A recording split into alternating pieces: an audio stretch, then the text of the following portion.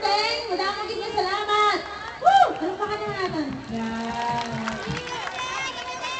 Abaw, ano?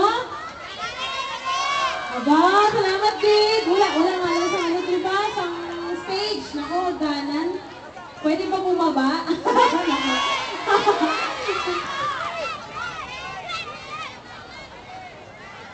Ha? Kumusta naman ka mo, din? Sino kaya pwede may interview naman? Interview ang taka mo, dali! Ay, abaw! Salamat din! Ako, wala man lang. Okay?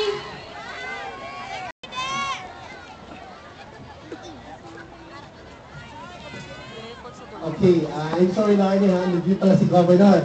So, may we request you to be on stage because we dito po center, Larry please, because we prepared something for you. Okay, a small talk as a form of our gratitude. So, may we request our tourism investment head of the province to come over to please read the text.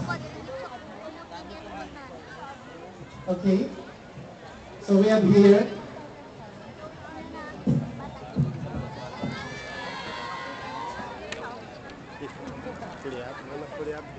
okay, those very simple but it's hardly given for the army. May I read to you the text.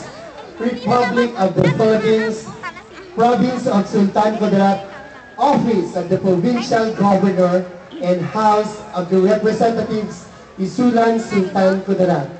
The plaque of appreciation is hereby awarded to Laarni R. Lusala for her excellent performance as champion during the Pinoy Dream Academy 2008 of ABS-CBN that brought pride to the people of Sultan Kudarat Province, whereby acknowledging her as our ambassadress of goodwill.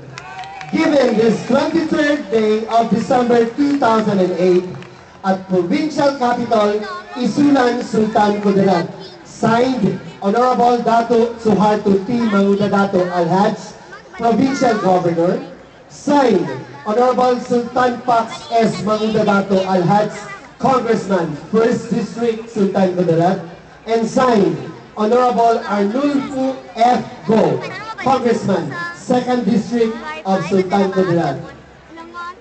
We are here requesting Governor Teng with Ma'am Miriam and Sana Wali. Santa, sorry. Congratulations, Laarni! That small token, nagpapakita po ng malaking suportang binibigay namin. Hindi lang po ng provincial governor, hindi lang po ng ating dalawang congressmen, kundi ng buong mamamayan ng Sultan Kudarat! Sultan Kudarat! Mas malakas pa, Sultan Kudarat! Ayun, mas malakas pa, Sultan Kudarat! Ayun, sikat ka dahil po, maraming salamat. Laarni Lusala!